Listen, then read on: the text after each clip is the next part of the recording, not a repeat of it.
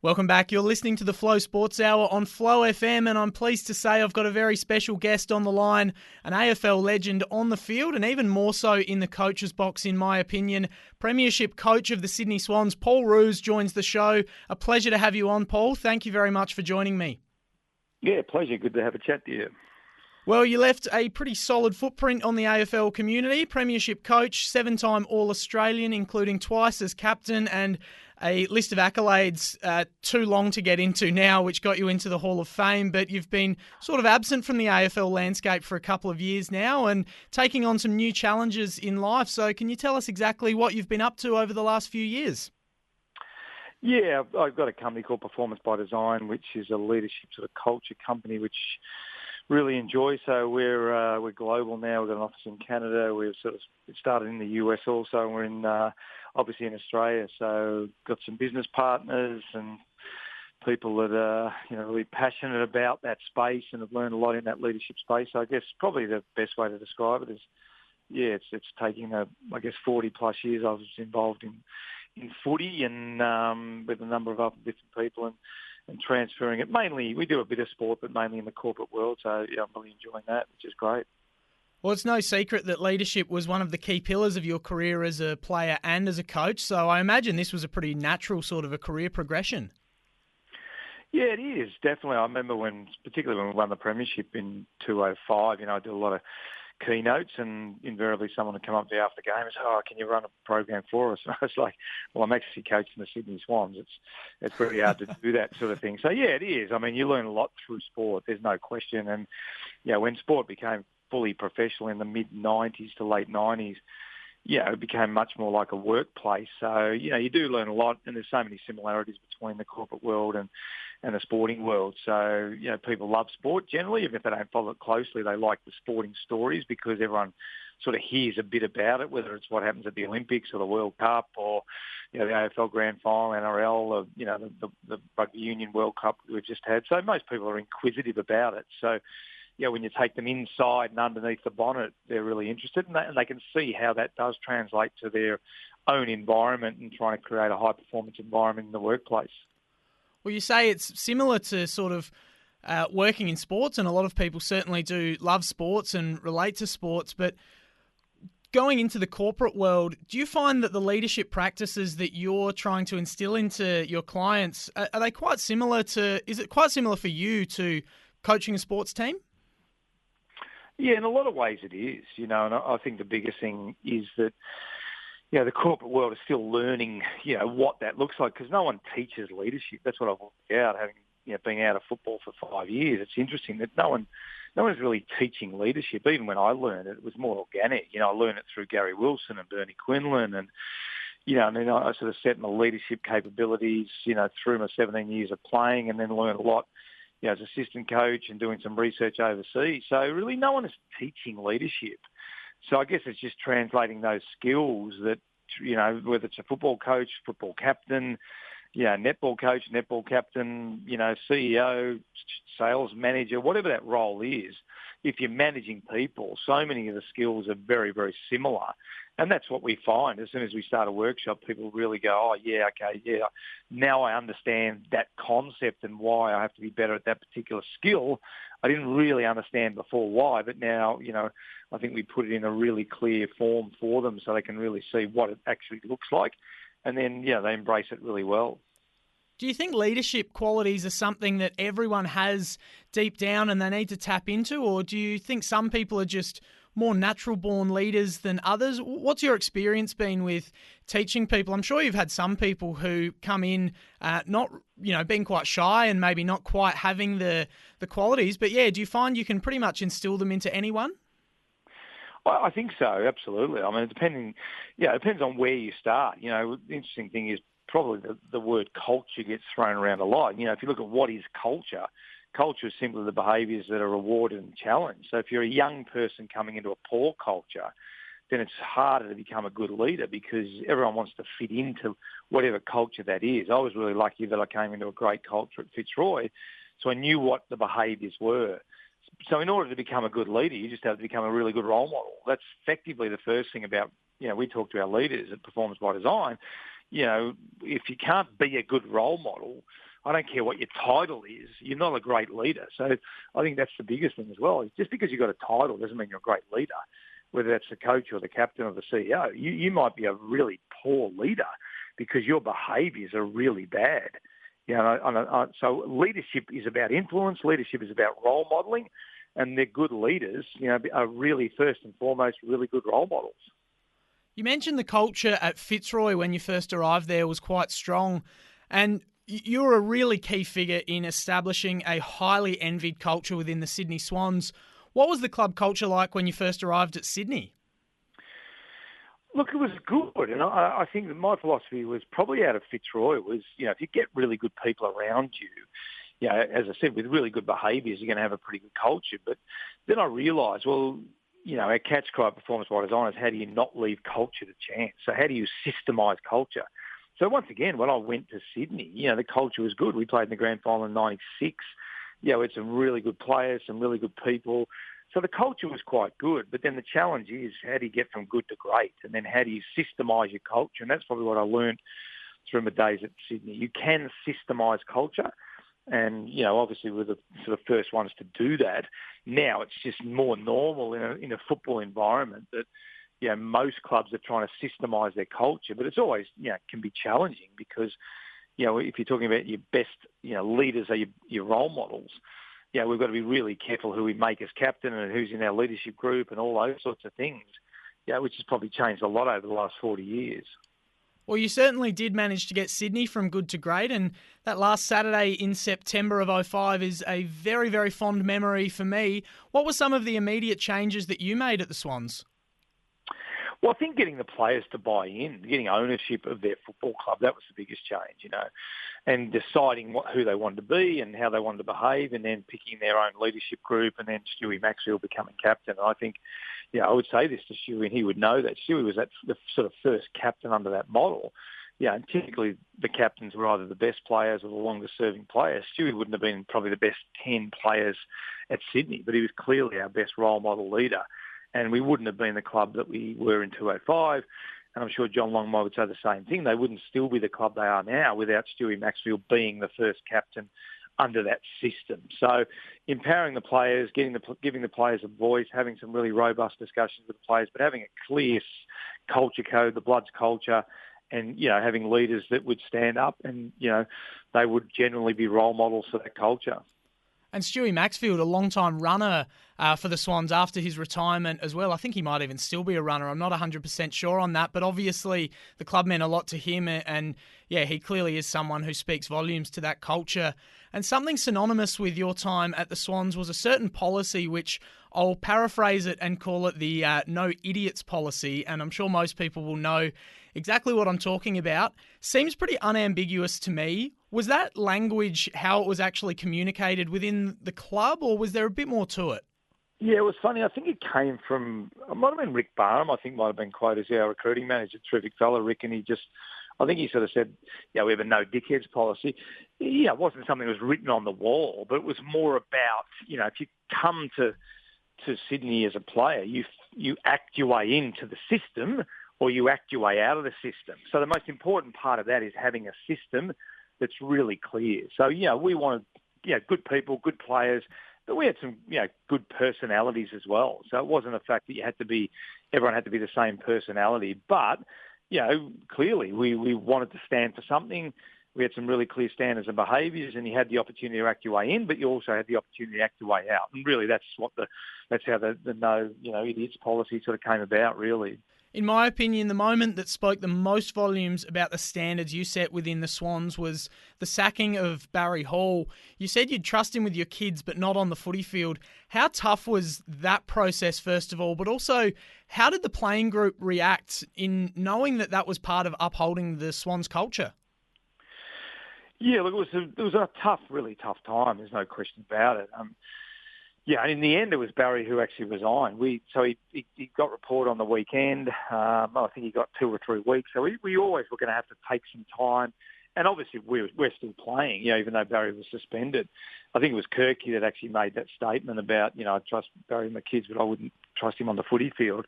So, the Swans hold each other accountable. But I think in the end, Barry held himself accountable. It wasn't a case of of me having to sack Barry. I remember him coming to my office. He certainly wasn't happy at the start of the week, but by the end of the week, I think it was a Thursday, he walked in and said, "Look, Roosy, I'm going to give it away." It was tough. He was one of our captains in our premiership team, but I think because he really believed in the system, really understood the system, and really was disappointed he let the system down, that he resigned. What would we have done? We would have to have done something. There's no question about that. But I think because Barry really believed in the system, was very fundamentally part of setting it up, and was a huge part of driving the standards when he was at his absolute best. So, it was a really tough time, and I'm so glad he went on and played for the Bulldogs. And ironic, I think that was the last game I coached when the Bulldogs beat us in 2-10 to get them in the preliminary final. So, I'm happy that he did that. Obviously, it was a really, really tough time. But, it was probably the biggest test for the Bloods culture and a test for everyone. Yeah, a really interesting time indeed. And apologies for misquoting you there. That one goes to Kirky. Barry Hall was a premiership captain. Obviously, he was a fantastic leader. And you talk about players having different personalities. There was no doubt that he had a bit of a temper on the field and he had some things he could have done better. But what were the leadership qualities that actually jumped out to you to say, this guy needs to be the captain of our footy club? He's the man to lead us. Yeah, well, at the start of 2005, Stewie Maxwell was captain. So unfortunately, he really had a career-ending knee injury, I think it was at the time. So he retired. And then rather than making one captain, the rest of the leadership group became re-rotated. So we discussed it with him and we said, we might as well rotate it. So he was part of that leadership group at that stage. And as I said, Barry was fantastic. When we started the system down at Coffs Harbour at the start of 2003, he was really exemplary for sort of 4 or 5 years. And he was really, one of the ones that drove the standards. And he was a selfless player. He would always think of his teammates first. We always was, the culture code we set ourselves always was really good at that. So it just, I think from memory on grand final day, it was his turn to be in the rotation as the captain. But during that season of 2005, we had, I think, about 6 captains that were in the leadership group, along with Stewie Maxfield, who sort of stood down from the playing group, which was really sad, because probably the only negative about winning the premiership in 2005 was our captain wasn't available and had retired. So that was probably the saddest part of it. And that co-captain structure is still going on at the Swans today and has been wildly successful, and it's very different to the way some other clubs go about it.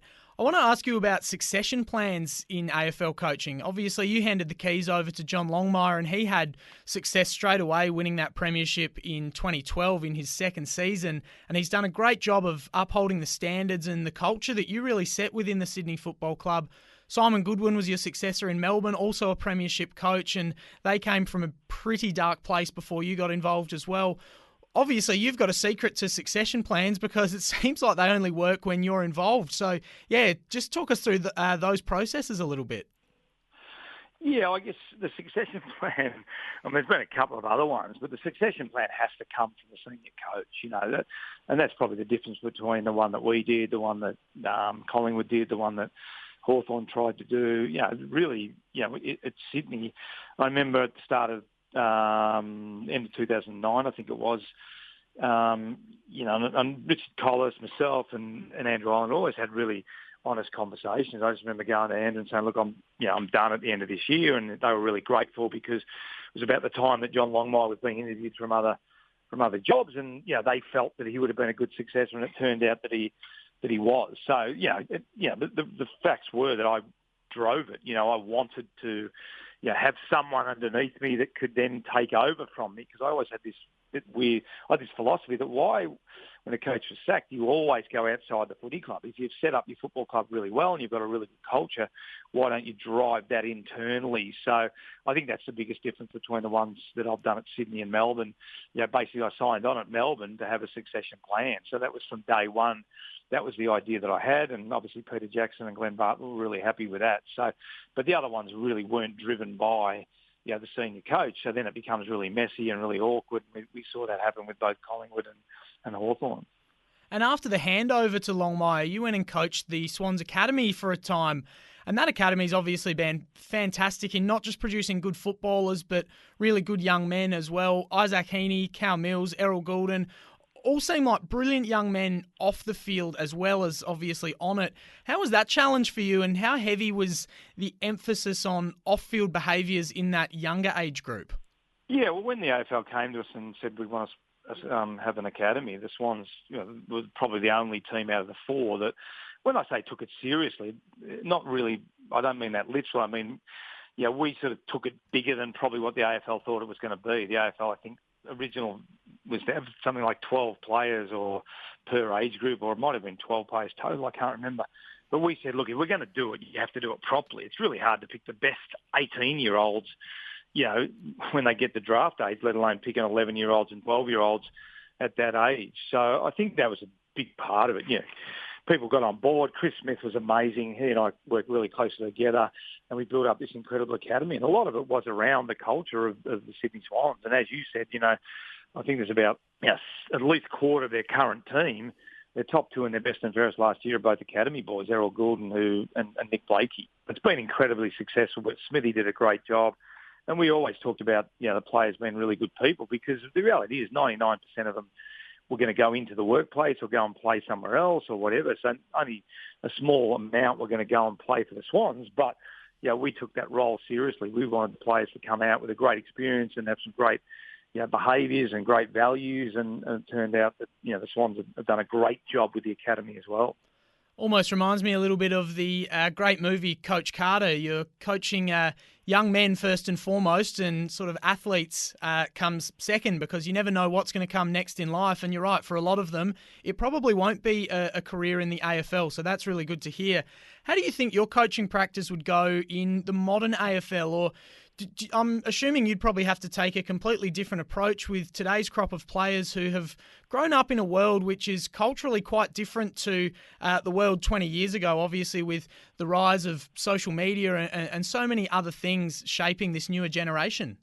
Yeah, it's certainly different when I was at Melbourne, there's no question. It changed really quickly in a short space of time. I think I finished 210 at Sydney, and then 3 years later, so I started 214 and coached for 3 years there. So even in that short space of time, generation is very different. I think it helped when I've got two sons that are 27 and 29. So basically within that, generation that was coming into Melbourne Footy Club, and Tyler in particular played with, Angus Brayshaw and played against Christian Petrarca and, guys, Christian Salem and guys like that sort of thing. So, look, I had a great understanding of the next generation because I had two boys from that generation. And I think, the values are the same. You need to create a really strong behavioural-based organisation, because, you've got a great responsibility to these young men coming into your system, that they go out better people. I think if you get it wrong, and it's a fine line these days, if you get it wrong, you can see some really bad things happen. I want to ask you quickly about footy out in the country as well, because obviously footy culturally in country Australia is just massive, especially in South Australia and Victoria in the more footy-based states.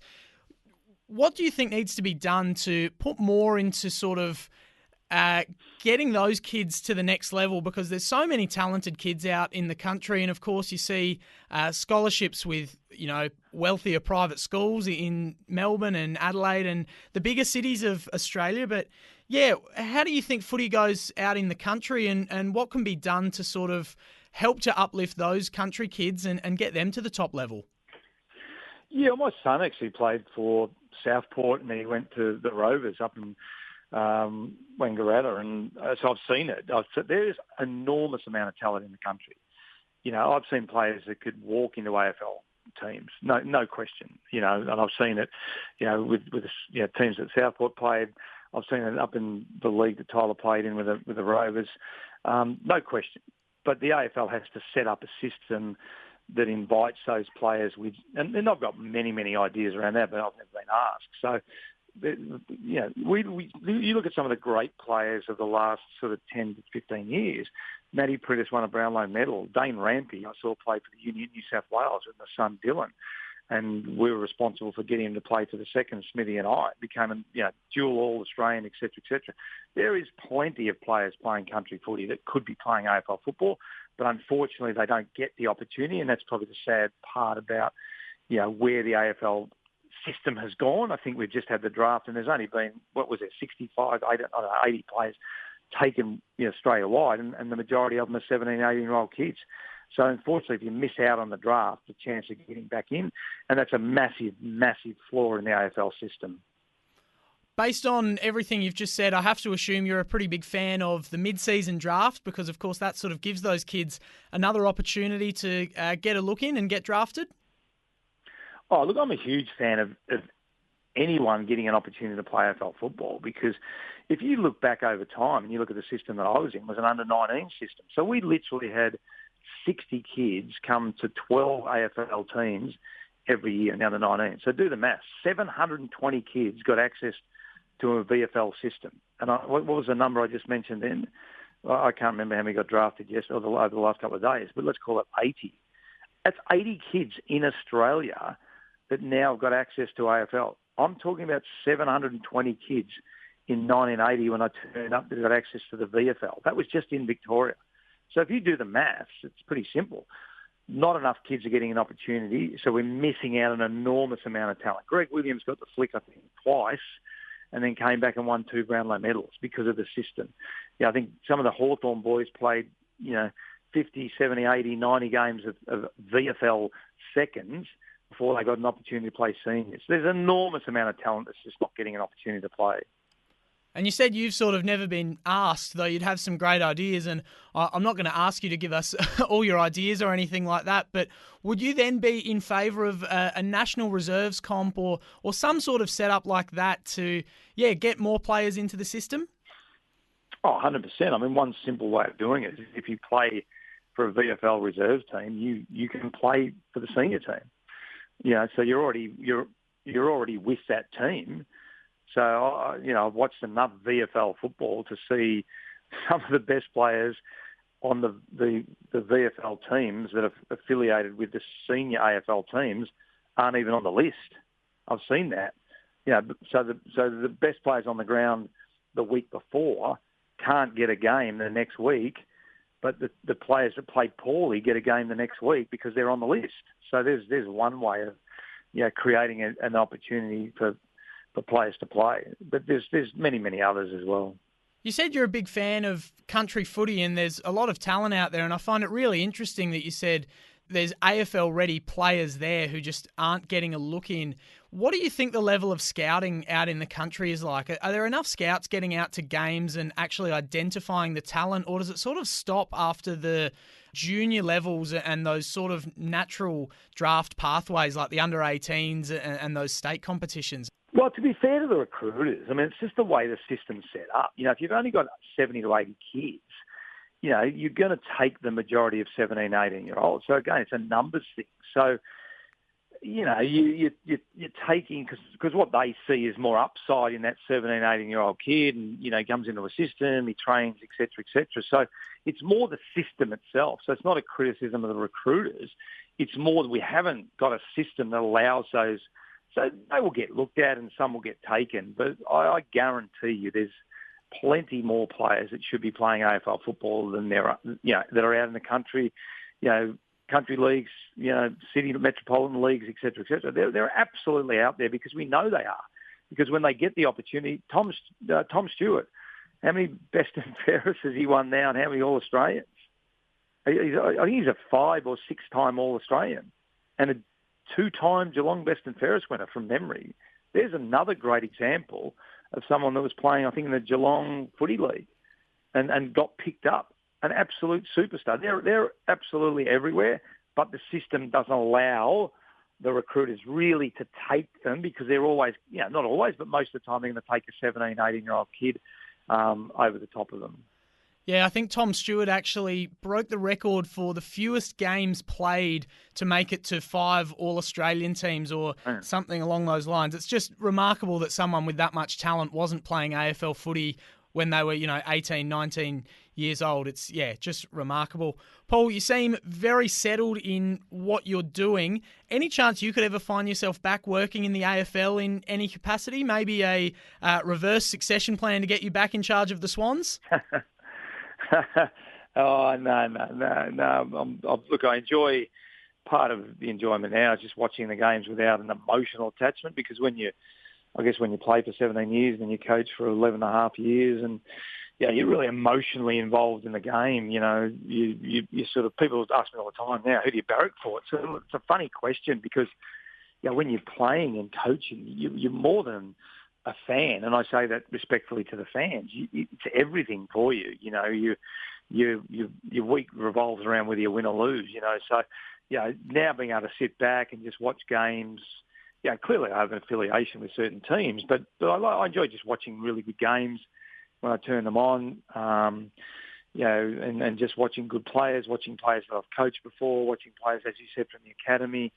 So I just take more of a general interest, and it's good not to have to worry too much about who wins and loses, because, as I said, you live and die on that for 17 years as a player and 12 years as a coach. It's a big part of your life.